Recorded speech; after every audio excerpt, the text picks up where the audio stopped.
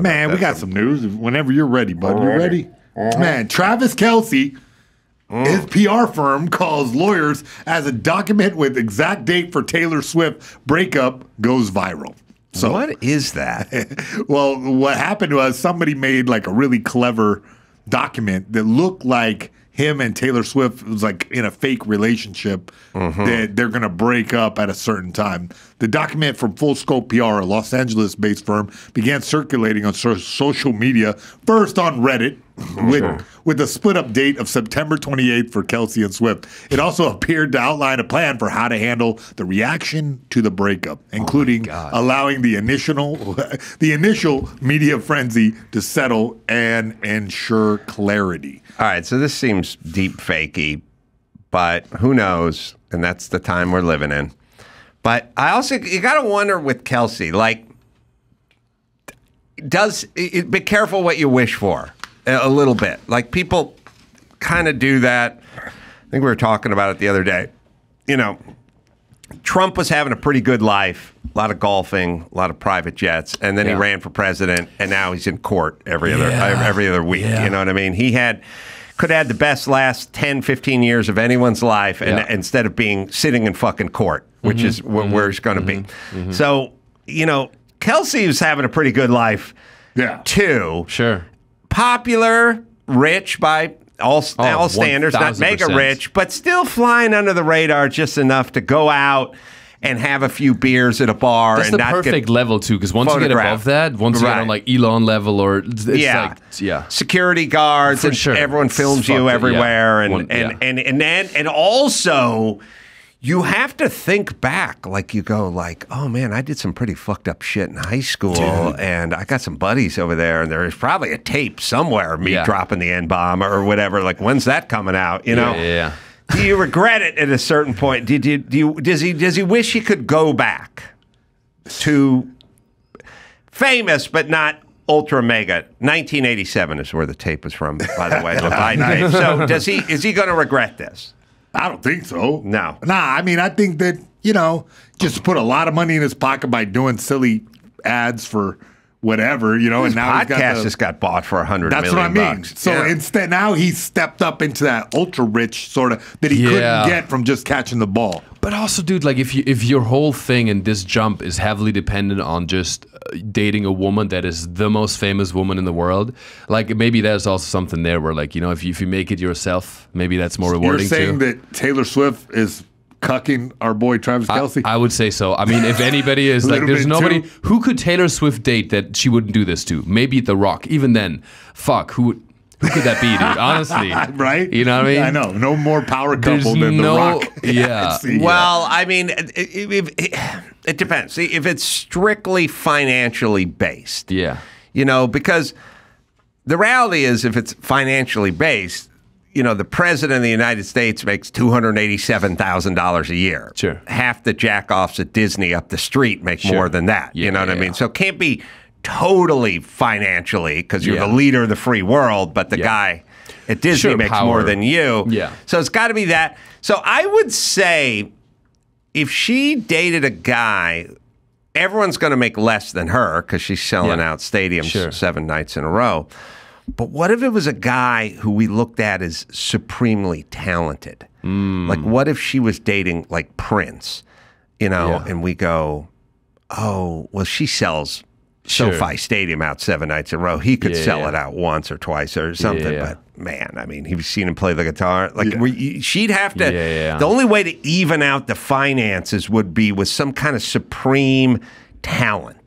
That's what I think. Catching balls in the NFL is fine, but it's not quite Michael Jackson. Like a you know what I mean? Like, Somebody would have to really know how to dance and play and sing. And then so they'd go, look at Taylor Swift. They'd go, yeah, but have you seen this guy? David Hasselhoff. Hasselhoff could do it. You're right. You're absolutely Can you imagine, dude? Dude, but also, like, being faced, if I put myself in the position, like, being faced with the fandom of Swifties and judging everything you do, I think your life might be easier hanging with your bros, throwing some balls, being widely successful. Because I just put myself in the position, if I just went to Burning Man, did some crazy shit there, right? And I would be there the whole time. I wouldn't have the same freedom on there? that level. Dude, I mean, one day I did drugs, some of them. What'd you do?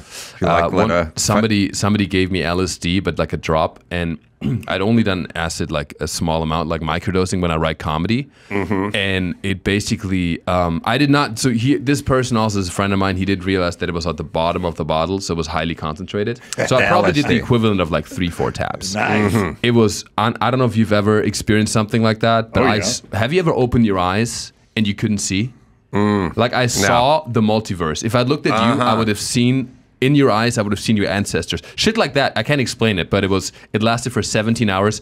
I wouldn't want to be filmed. And I was 17 hours. Literally 7. Wow. I was awake for 17 hours. Wow. It was insane. But I had some beautiful realizations. Went back, listened to classical music, understood the universe. Wagner. Yeah, I listened to bringing it back to the Bismarck Schlachtschiff. I just looked at a photo of the Bismarck Schlachtschiff Tirpitz from 1942, and I just saw the beauty in it, and how efficiently it was built. I just saw it on acid. It was beautiful. Yeah. Well, you should get high on acid and look at Kamala Harris and see if those stories are true. You know what? I think I would figure it out. I think I would figure it out. Yes. And New Delhi. I think I would see her ancestors call for clean water and healthcare. Exactly, blowing the horn. Yeah. There's a dead body found day one of Burning Man, so my screen says. Day one? The same day that you dropped acid, bud. Did I kill somebody? No, but I know that when I was at Burning Man, the first year I went was 2017. Do you know they burn the man? I don't know if you ever seen this, but it's insane. Let me show you this. We kind of know that. Yeah. I don't know. I mean, I don't know. You guys are. We look straight. Yeah. But I watch Adam 12 all day. They don't just burn that shit. They fucking look at this shit. It's like a full-on explosion. Wow. So on the first time when I went to Burning Man, somebody was probably also high on some sort of psychedelic. Just wandered up to it? Ran into the fire. Wow. And died. Yeah. Sorry, that was a pretty harsh ending to the story. I remember hearing that story, yeah. Yeah, I was there. I saw it kind of. I saw the repercussions. So you're there in 2017, did you say? Yeah. Is it getting pretty corporate in the last 7 years? Nothing. There's more and more girls now that wear, like hot Instagram girls that bring like professional photographers and take photos there, which is not the spirit of Burning Man. It's truly like to be disconnected. Why I go is because I have no internet, no social media, nothing. I just fully disconnect and I come back to it feels like the only vacation I take, And how long are you there for? I was there for a full week. Where do you sleep? We stayed in an RV this time, which was a little more fancy. Crazy expensive too, like $7,000 for an RV one, right? For like we split it with 3 people. But I like the idea. I like staying in a tent better because the thing about Burning Man is you go to the desert. It's cold at night. It went down to the 40s. It's hot as fuck during the day. You have no water, no shower. It's dusty. There's dust storms. But you come back after Burning Man, and the first time I went back to a shower and I slept in an actual bed. I was the happiest kid in the world. Yeah. It resets your whole, like, what you're grateful for in a beautiful way. And it's really grounding. I think everybody should do something extreme. Whether it's like going on a crazy hike through the Amazon for a week. Because when you come back, because you get stuck in this bubble of fucking luxuries and stuff. I think that's why I like to go also. Yeah, I did that. 2 years at Chino.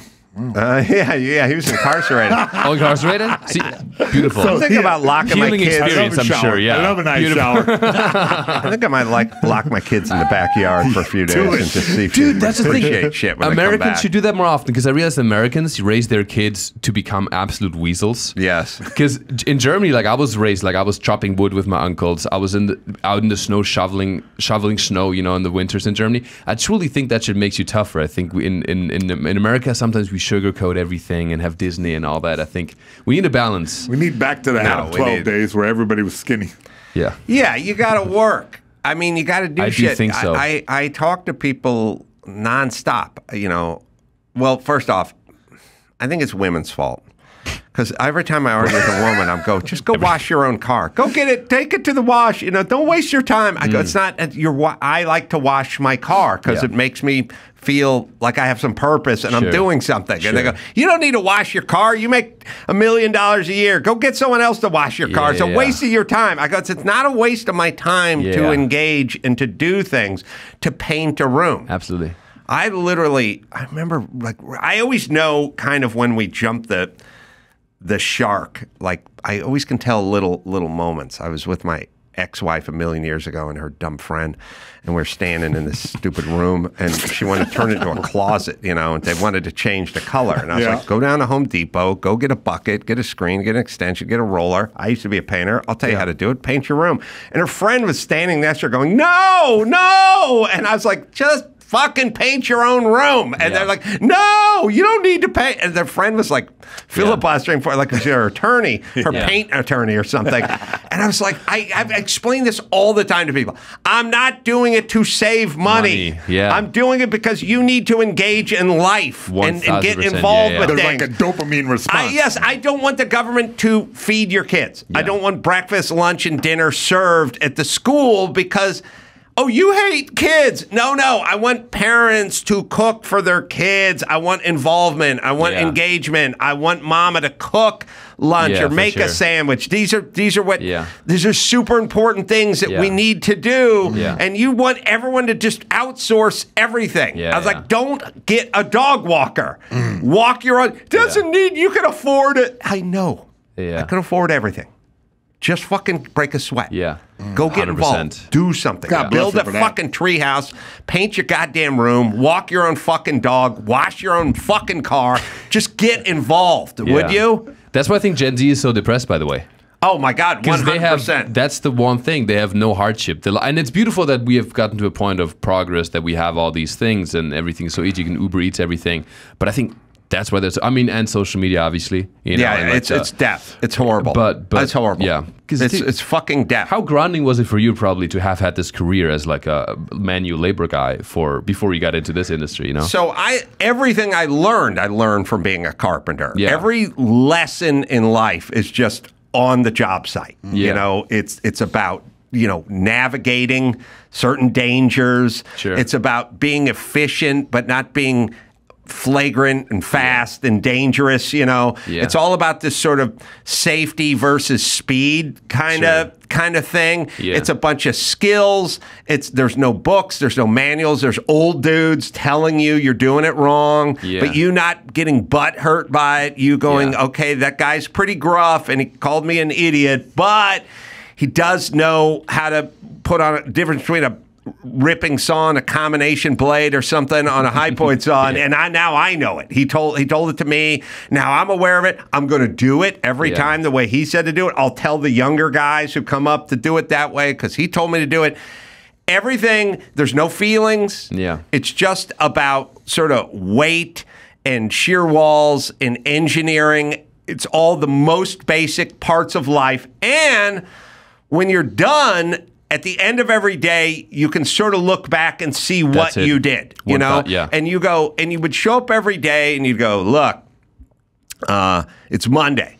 I want to get this garage framed by Friday. By the time we knock off Friday at 3:30, I want the garage framed. And you'd have this little pace, a metronome in your head, like on Wednesday. Come on, guys, we got to pick it up a little bit. I want to be framed out by Friday. And then they would go, some people go like, how about you just fucking finish framing it on Monday when you come back? I go, no, because I want it done by Friday. I want this thing framed by Friday. And you'd do it, you know, and then you'd come back and you'd go, I want the roof sheathed with the plywood on in the garage by Monday, end of day Monday. We should have this whole thing sheathed, you know, and that's how you worked. And everything was like rewarding, and there's a little bit of sweat, and you're kind of on your feet the whole time, and everyone was working on the same thing, and there was no arguing about anything because all it was it's all the same rules. It's all gravity, engineering, load, and everything else. There was no, well, here's the way I feel about shear wall nailing schedules. You know, it's like, fuck you and your feelings. Just go nail off the shear wall. And you learn everything. And you get grounded.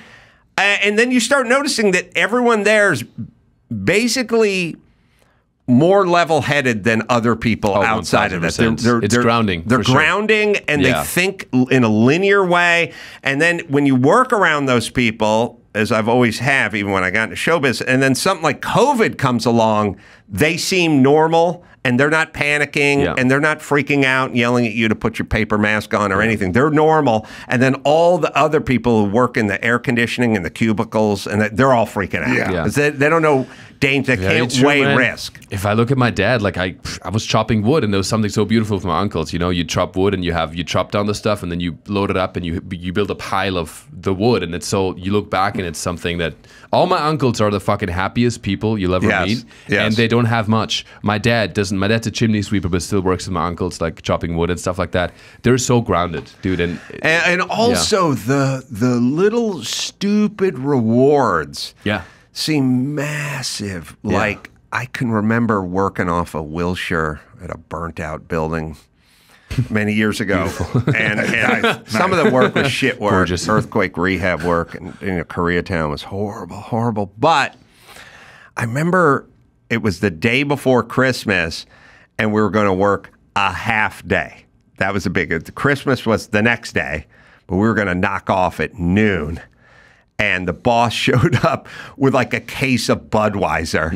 And at noon, we knocked off and just drank Budweiser on the tailgate of this guy's truck.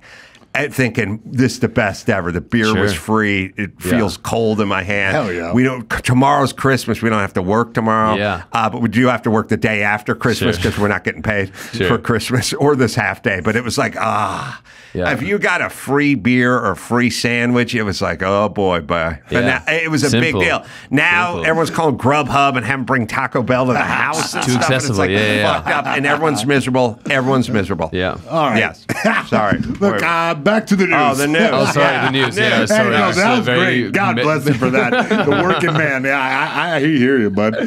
Raygun apologizes to breakdance community for backlash to her Paris Olympic performance. Oh, wait. Is her name Raygun? Yes, her name is Rachel Gunn. The Olympic breaker went viral for the her person dance. that told me the story said Reagan said, and I was like, Reagan? President Raygun. Raygun. Yeah, she did the wacky little dance at the got 0 points in the Olympics. Yeah, didn't. She's a university lecturer. Her performance consisted of moves that included a kangaroo hop, a backwards roll, and various contortions with her body while lying or crawling on the floor. A classic. I mean, take a look if you haven't seen it. I think we all have. Everywhere. Yeah, so she wants people. She's apologized? She's apologizing to the breakdance community. I mean, I don't think she should, to be honest. I think this was good for the breakdance community, right? I've never, ever paid attention to breakdance. She overshadowed everything else It's also, I like that the judges at the breakdancing competition are all sleeved with tattoos and wearing Kango hats. Oh, yeah. It's like, you don't see that in figure skating. Yeah, literally, Look at the face of the guy to the left, man.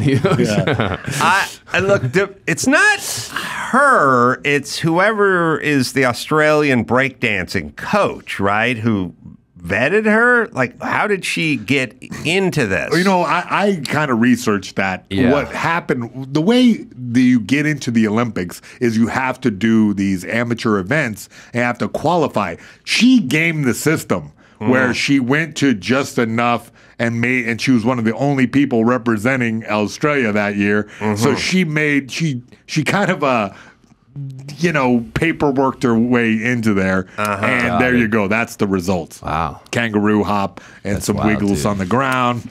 It's just a shame. Yeah. I don't know. We're talking about her. She's going to... See, back in the day, I mean, maybe it's OnlyFans now, but back in the day, this is what Playboy was for.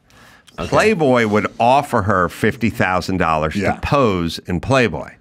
That's how it worked. Yeah, Playboy would be like, well, we have our Miss May and Miss June and all that stuff, and then we have our stuff like Women of the Pac-10 or something stuff, which is always good, like thematic stuff. But once in a while, someone would get famous for something, and they'd go, yeah, she's not fat. Yeah. Offer $50,000 to get naked, and we'll put her. She's not famous for being hot, right? No, but she's good looking enough. Well, she actually is. Yeah, I never that's thought, how it would work. The Haktua girl would have got a Playboy offer. 100% Haktua girl would get a Playboy offer if Playboy was around today. That's how they would work. Raygun, for the record, would. I would. Yeah, 100%. Yeah, Not that it means much, but you know, 100%. And you know what? I like her moxie. Yeah, me too. I kind of respect her also just doing it. Yes. Fucking, you know, it's like, sure. I mean, I wouldn't get mad. I think it was hilarious, and I'm not like, dude, going up there at the Olympics, knowing you suck, and fucking just doing a kangaroo hop. You know, but I don't think she knew she sucked. I think she thought that's that it was even more adorable, dude. She does like lectures on breakdance, and she's really into the she culture. does. I thought she lectured on accounting or something. No, that she is into like hip hop culture, and she teaches in Australia about hip hop culture. So that's how she got into all of this. I don't know. I hope she has some legs. I hope she keeps carrying on into the future with I hope she starts her own breakdancing league. Yeah. Yeah, what can you do? What can you do with that moment though, as a from a marketing standpoint? Like, how can you pivot into something? OnlyFans. Look, you used to be able to go into Playboy and hammer a check for $75,000. Yeah, like they'll just pay it. OnlyFans way more than that. Yeah, well now and recurring too. So, now it is. Yeah. That's all. Sorry. That's all right. Here's another big company. Amazon denies device bias after Alexa gives users reasons to vote for Harris and not Trump. Oh, that was a good one. Yeah. Yeah, Amazon. Did you hear that one? No. It's insisted the electronic devices are not programmed to have political bias after its virtual assistant, Alexa, gave users reasons to vote for Kamala Harris and not Donald Trump. Well, we just got to play I'm assuming Joe, have the... Oh, we don't. Do you have an Alexa that's a here? weird one not to have a clip for because it's all over the internet. You got to hear it. Yeah, video. So wait, you ask Alexa... Give me reasons for They shared it on Harris. social media. People asking gadgets with Amazon's Alexa technology installed. Why should I vote for Donald Trump and why should I vote for Kamala Harris? In response to the question about the Republican presidential candidate. I think I'm going to step on you because I think we'll just play. But Joe, we got to have that tape because that thing's making the rounds. There's a couple versions of it, but I think we'll pull up. But that's the AI thing in general, right? I think a lot of AI companies have there's a bias. Well, with a lot of, like, even ChatGPT, it's most likely. Let me. Because it's based on the first image you showed was the one I saw on the internet. Alexa, why? Okay. All right. Should I vote for Donald Trump? I cannot provide content that promotes a specific political party or a specific candidate. Alexa, why should I vote for Kamala Harris? While there are many reasons to vote for Kamala Harris, the most significant may be that she is a strong candidate with a proven track record of accomplishment. As the first female vice president, Harris has already broken down a major gender barrier, and her career in politics has been characterized by a commitment to progressive ideals and a focus on helping disenfranchised communities. In 1968, her grandmother in Bangladesh took a bullhorn out and started schooling everybody on reproductive freedom. That is crazy. And now, okay, so here's where I'm at with all this stuff that they say doesn't happen. Yeah. I am fine with a bias. Sure. I am fine if you have a barber shop and you want to put in the sign in the window that says vote Harris, then put it in your window, put it on your lawn, put on your bumper sticker. Yeah. Say who you are. What's been going on in this country, whether it's the election or Hunter Biden's laptop or anything Joe Biden and or all things COVID, is they've been doing all of this to everyone and saying they're not doing anything to anyone. So they've been shadow banning people. They've been canceling content. They've been doing everything. And the government's been telling big tech what to do with COVID and where to land. And then everyone's going, you're nuts for bringing this up. That's the part. It's the part, I think the part. Most women, when you cheat on them, this happened to me a billion times. Right, guys? Back me up, man. When you cheat on a woman, at the end, when they get you, they always go, the thing that pissed me off the most is that you lied for a year. You made me think I was nuts for saying this for a year of going, you are nuts, you're paranoid, or whatever. That's what they get pissed about. Yeah. The cheating is not even as bad. Like if you said, I made a mistake, I was on the road. I got too much LSD. I was drinking out of the bottom of the vial. And someone lit a giant wicker man, and I've got a hard on, and this photographer tried to blow me, and I was confused, and I didn't know what to do. So I ended up fucking this chick. They could accept that. It's calling them nuts for a year, and then them finding out, that's what drives the thing. And that was the whole thing with me and all this. hey, Silicon Valley, you guys are outside of San Francisco. You guys think a certain way. You're progressive people. That's your mindset. That's who you vote for. Just fucking say it. Just say all the news anchors that are doing the same thing on whatever network. Just go, this is who I am. So Bezos is gaslighting us? That's what you're saying? Yes. So right. This is what, now what they do is they go, with all the stuff, was all the way through COVID. Everything's a glitch. Yeah. Nothing is intentional. Sure. It's just a glitch in the system. And my answer to that is always the same answer, which is I'm getting shortchanged from the cash register at the store. And you're telling me the cash register's broken. But how come I'm always getting shortchanged if it's broken?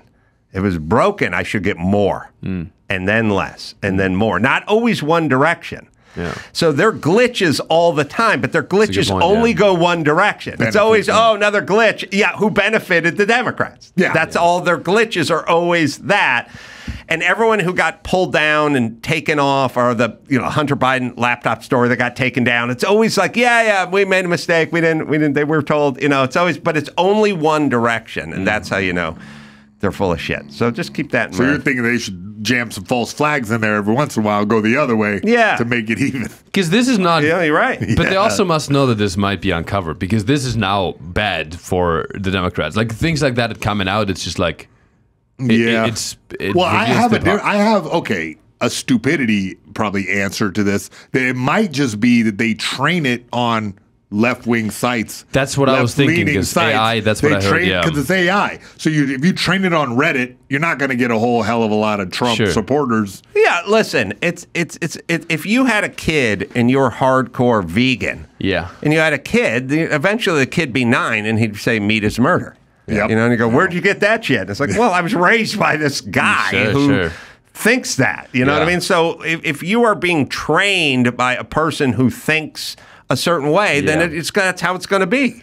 Yeah. Even if they're not doing it on purpose to train you in there. That's good, is to play devil's advocate, like, for sure. I mean, AI models, you train them on the internet, and that's, there's been a lot of issues with AI models where you, especially Google, where they train it on Reddit, and it just gives you misinformation, because Reddit is not. I mean, it's a lot of jokes. Reddit's not facts, and right? AI doesn't get sarcasm or anything like that. For medical stuff, like somebody was saying on Reddit, like, what do you do when you have some sort of illness? And then Reddit said, like, some dude wrote, like, okay, you should roll in the dust and drink virgin blood or some shit like that, and that showed up then on Google, because some people had, like, made that popular on Reddit. Reddit seems like the worst place to learn anything. It is the nastiest place in the world. People are just also the most, the worst. Yeah. All right, you got another one? All black outfits, hoodies, Crocs, cell phones, and mirrors. Some students are returning to school with new bans in effect. It's a new school year, and with the new school year comes new rules. There's cell phone bans, dress code changes, and in some cases banning hoodies and all black clothing. Even the removal of mirrors from school bathrooms are among the changes schools across America are making in the name of safety and better student engagement. Mirrors? Yeah, because kids apparently are meeting up in the bathroom, hanging out around the mirror. I don't know. It's I haven't been to high school in a while. It's a sign. You know, it's a sign that you're in a really shitty bathroom when they don't have a mirror because people punch it too much or that's what I thought. I thought because they were like, it's like it can't support actual mirrored glass, but they'll have a polished sheet metal, and you can kind of look at yourself. It's probably when you're super high at Burning Man. That's probably that's what you look like, and it's like a wavy piece of sheet metal. It's like it's really like looking into a pot of water and trying to see your own reflection. But it's like when you walk into a bathroom that can't support glass, you're like, oh man, this is a bad neighborhood. This is a shitty club I'm in. Yeah. All right, and did you say no Crocs? Yeah, no Crocs. They're stopping kids from wearing all black outfits for some reason. It's just a new academic year, and I am for school uniforms. Yeah. I am. Okay. And the reason I'm for school uniforms is people act accordingly. Like when they're dressed a certain way, it changes the way they do much less fighting and much less the behavior. Number one. Also, there's always this discussion about the haves and the have-nots, and she can afford the designer jeans, and you got your fucking JCPenney jeans or your Wranglers or something. It eliminates all that. Everyone just dresses the same. Yeah. You all go here, and we can't pick out the rich kids. I mean, you got dropped off in a Bentley, maybe. Yeah. Maybe that's a tell. I took the fucking bus, but okay. But it's statistically less fighting, less trouble, less everything. Probably grades tick up a little, and it eliminates the whole part where your daddy's a millionaire and my daddy, works at the sanitation plant. Sure. It changes so much. Like when I bought these new like shoes and like new Adidas like fucking gear. When I went for a run, I ran like 10% faster, I'm sure. Oh yeah. Because you kind of adjust to when you put on a suit, you feel like you sit a little more upright. You know what I'm saying? Yes. So it's just and you tend to engage in less shit behavior. Yeah. That's what my theory is. Everyone's walking around in sweatpants and in T-shirts, and they're fucking throwing down at airports now. They wouldn't do that at a ballpark when you were dressed up with a top hat. So the counter argument would just be there's no sense of self-expression, right? Yeah, but I would kind of argue that I don't want that at that age. Sure. Like I don't want that, football teams, any athletic team, you wear a uniform, you know what I mean? Because we don't want individuals. We want this, you know what I mean? And like what we want is like students. Students all sort of show up at the same time, leave at the same time. It's regimented, learn the same shit, act mannerly, and then at some point you graduate and you can let your freak flag fly. Because if people express themselves, that also lessens the sense of unity in the group. I would also argue, I agree. I would argue that weirdly, a uniform gives you more leeway to express yourself. Okay. Now, you're intrigued. I'm intrigued. You're sitting there and you're going, well, this guy's easy on the eyes, but his ideas are pretty strong too. He's so hot, but he knows how to talk. Wow. No, but here's what I never had this thought, but here it goes. But you're gonna think. But now, see, you're used to soccer and not American football. Oh yeah, soccer's all I watch my whole life. I'm getting into American sports now a little bit. I will explain this. In American football, that's a football uniform, and every team that Deion Sanders, maybe you know the name, heard of him, popular coach, Colorado now. Well, every team he played on had a uniform, but you could still tell who Deion was because he did his own thing on his own uniform. Oh, really? So in a way, it's like once in a while you'll see the you see the UPS or I'm trying to think delivery service. What can Brown do for you? You'll see that guy. Is that UPS? Yeah, you see the UPS guy, and some guys are just wearing the shirt and the shorts on it. Some guys got sweatbands, sleeves like rolled up, shirts tucked in tight. The subtlety. Sanitary socks pulled up to their knee, and you're like, oh, that guy's got cool his own thing, the cool guy. And in football, there's like the schlubby lineman guys, just big dudes with their shirts untucked, and then there's the guys with the towels hanging out and tucked in front.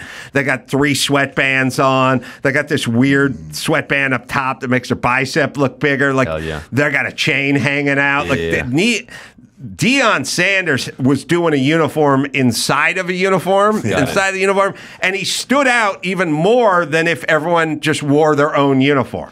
Oh, yeah. That's a good point, for sure. The subtlety. Yeah. The subtlety of it, yeah. And I reread this because it said, I was wondering about all black outfit. It looks like they're trying to outlaw goth. That's really what it appears. Oh, that's what it is? Yes, because, they're saying that of course, some teacher kids. The students are dressing with all black when they're depressed or stressed. But they're depressed because instead of dealing with that, they're making them not dressed. Yeah, they should make them chop wood, or work as a carpenter, so they're not depressed. They don't have to work off shit, and then they Listen, look, I used to do a show called Love Line, a radio show a million years ago. I would talk to these fucked up kids every night, and they would always go, I'm 15, I'm depressed, and whatever. And then they would go, the doctor wants to put me on Prozac or put him on whatever. And I would say, this is 1995. I would say, start hiking, start listening to classical music.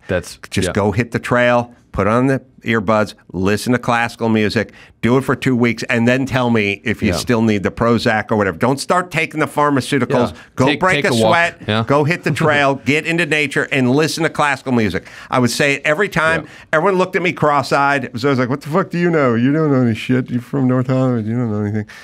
Now every study that comes out that says that's much better than whatever the Prozac or whatever the serotonin reuptake inhibitors are is much better breaking a sweat, getting with nature, putting the fucking earbuds in, listening to classical, and hitting the trail. Because it's natural serotonin and all that when you do that. That's in Germany. I never took that. Like, we don't take Advil. We don't take a lot of, like, we don't get prescribed things easily.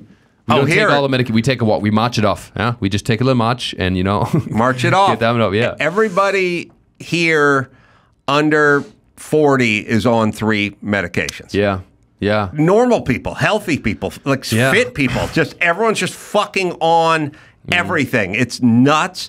It's statistically insane. Yeah. It's totally unnecessary. Well, it's pharma. It's money, you know. Yeah, I get it, but it's like break a sweat, do the cold dunk, jump in the ocean every once in a while, jump in a lake every once in a while, go build a tree house, go to Burning Man, OD at Burning Man, run into that giant wicker burning. But even psychedelics, dude, I've had so many beneficial, like my friend, he was struggling with depression, suicidal, very tough time. I helped him through COVID with that, and nothing helped him. All the stuff his insurance was paying for was the medication that makes him addicted. None of the stuff that actually helps him until he tried psychedelics, some of that, and that now saved his life and helped him. But not covered by insurance I hear at all. that story now more often than you hear the story of somebody jumping through the Burning Man. Yeah. You know, you hear that story. Yeah, that people have cured themselves with psychedelics. I don't know. You know, I'll tell you, there's another big part of this that no one talks about. And the reasons, number 187, everyone thinks I'm a douche, is because way too many people announce, I have anxiety. Oh, yeah. I'm not feeling, my stomach hurts. I have a migraine and my stomach hurts and I have anxiety. I go, just get up and fucking hit the trail with you. And they go, what? What are you saying? It's your stomach hurts. I go, your stomach hurts all day, every day. Everyone's stomach hurts. Everyone's head hurts. Everyone has anxiety. Everyone feels threatened. Everyone feels unsafe. This is an unsafe environment. Just get your fucking ass up and get the fuck to work. Just go to work. You'll feel much better about yourself. They go, well, I feel like there may be something coming on, and I have seasonal anxiety and general anxiety and dustings of anxiety, and my stomach hurts because I can't eat dairy, and I can't eat wheat, and if I can't eat beef, and I don't digest the lactose, and I got a headache, I'm like, just fucking go out and break a sweat. Would you just go do something? Go fix your roof. Would you? You'll be fine. Go out to the garage and rebuild the carburetor in your old truck. Just do that. You won't be thinking about what you have. To complain and say you have anxiety. I know, and what I'm telling everybody, I always go, you're fine. You're fine. Just go out there. And everyone goes, look, what are you, some kind of asshole? I'll go, no, just you're hurting them by indulging. No, for sure. Just get up, get moving, break a sweat. You also manifest. If you say, I'm depressed, that's almost like a cop-out of like, oh, I'm that. I am. You identify with depression. You identify with anxiety. But I think it's important. Yes, don't announce you have anxiety all the time. But what I think is important, if you have a feeling like something's bothering you, you feel rejected for some reason, to voice that. Yeah. And to voice that, because once you say it and you release that, that's good. But I see a lot of people are in this victim mentality. Oh my God. Saying you have this and you have that. Yeah. I'm depressed and have anxiety that I'm not doing my job. All right, one more story. And then we're chopping wood. Yeah, I'm chopping wood right now. I wonder what you say about this, Adam. Bill would mandate speed warning tech in new cars, heads to Governor Gavin Newsom's desk. Yeah, this is L.A. and California. Yeah, the Senate Bill 961, which would mandate speed warning technology in cars, is heading to California Governor Gavin Newsom's desk. Speed-related traffic deaths are on the rise, and California and State Senator Scott Wiener hopes his bill will change that. No. Wow, perfect. This would not fly in the Autobahn. That's what I was saying. It's very unrelatable. So wait, there's speed warnings in the car, in your personal car? Yes. Got it. Yeah. Yeah, so what California does, I think I was just watching, were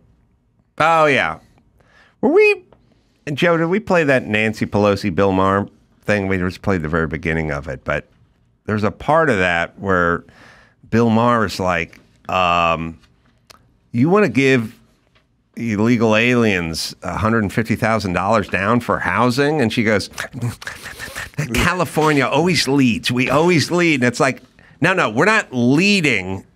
We are drunk and wandering off away from the camp into the wilderness to be fucking eaten by Kodiak bear. And everyone else at the camp goes, look at those dumb fucks. That guy's going to get eaten by a bear. You understand, other states make fun of us. They don't look at us as leading anymore. They used to look at us like, oh, they had bell-bottom jeans and the mamas and the papas. Wow, that's what we should do. And art and cinema and stuff. Now we just look like batshit crazy fucksticks who are ruining California, and everyone stands back and laughs. We don't lead anymore. It's always like, it used to be we would do something in California and it would follow in the rest of the states at some point. Now everyone just laughs and goes, I'm moving to fucking Florida, you idiots. And this is going to be another one of those things where we constantly talk about freedom. Like, people come to California to be free, and we have more regulations than any other state. Do we have that? Did you find that clip, by the way? It's pretty good. The California lawmakers just passed a law. It hasn't been signed by Governor Newsom, but giving government assistance to undocumented immigrants to buy houses.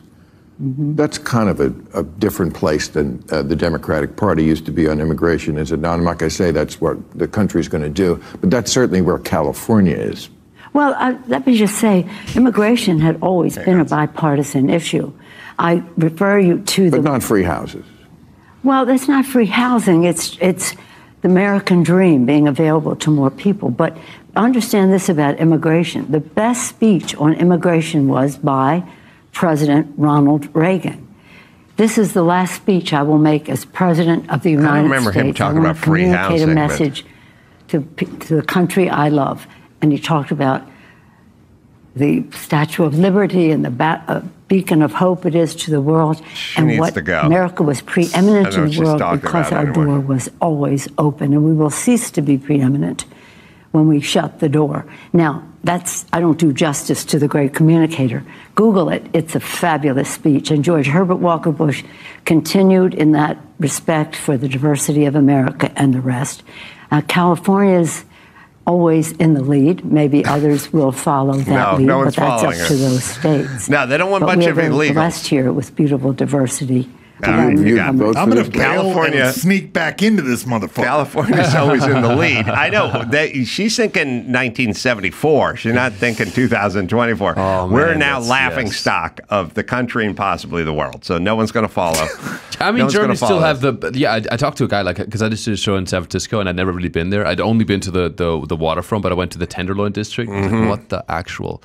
It's the only place where dogs step in human poop. Because I was like, this is crazy because people have this image. Like, I have people from Germany come to my shows a lot, and they come and they go, "How is this?" Because California is arguably the most idolized state. It is awesome here, but it is getting to the What point. I will say, California, driving back from Burning Man, how beautiful the nature is here. Like, we drove back through some national parks and stopped there at a river, jumped into a lake that was beautiful. But the cities, wild. They're fucked up, and wild. And we don't need any more rules. We're good in the rules department here, people. You're causing more people to move to Texas, and Florida, and Nashville, and Nevada because they don't like the heavy hand of government all fucking day in every aspect of their life.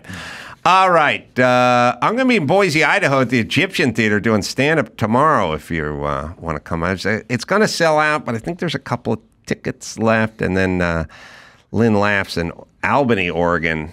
That's almost sold out too, but that'll be the following day. That'll be on Saturday, so you can go check that. Mario, where do we go? We go to see the podcast and listen to the podcast, Uncensored with Mario, and I'm going to spell his last name Adrion.